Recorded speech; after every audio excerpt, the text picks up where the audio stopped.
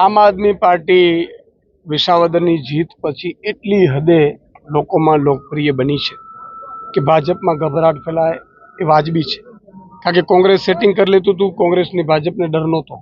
પણ જ્યારથી આમ આદમી પાર્ટી મજબૂત બની છે અને મોરબીવાસીઓ જ્યારથી એવું કહેવા માંડ્યા છે કે વિસાવદરવાળી કરીશું, ત્યારથી ભાજપમાં તેલ રેડાયું છે.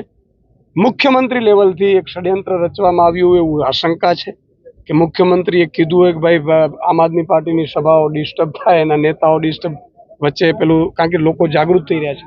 પણ અમે આનાથી કોઈ બીવાના નથી, અમે કોઈ ડરવાના નથી. અમે ભાજપના રાવણ શાસનથી નથી ડરતા. તો એમની આ બધી હરકતોથી તો શું, પણ એ નિમ્ન કક્ષાની હરકતો કહેવાય.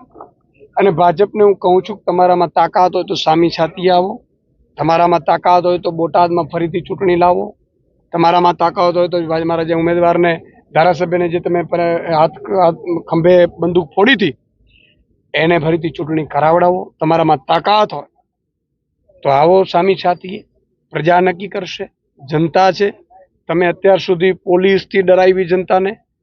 માન લો કે પૂરમાં વડોદરાવાસીઓ પૂરમાં ત્રાઈમામ થઈ જાય એટલે ભાજપવાળા પોલીસને મોકલી દે, પોલીસને મોકલીને એની ઉપર કેસ કરે. તમે આ જ ધંધો કર્યો છે અત્યાર સુધી. અમારા નેતાઓને ખોટા જેલમાં નાખવાના, ચેતર વસાવા બોલે તો એને જેલમાં નાખી દેવાનો, સામે ફરિયાદ નહીં લેવાની. પણ ક્યાં સુધી કરશો? અમે બમણા જોરે મજબૂતાઈથી ઉતરવાના છીએ અને મને પૂરો વિશ્વાસ છે કે મોરબીવાસીઓ ભાજપની આ નિમ્ન કક્ષાની હરકતથી મોરબીવાસીઓ અને ગુજરાતની જનતા એ જવાબ આપશે મતદાનને.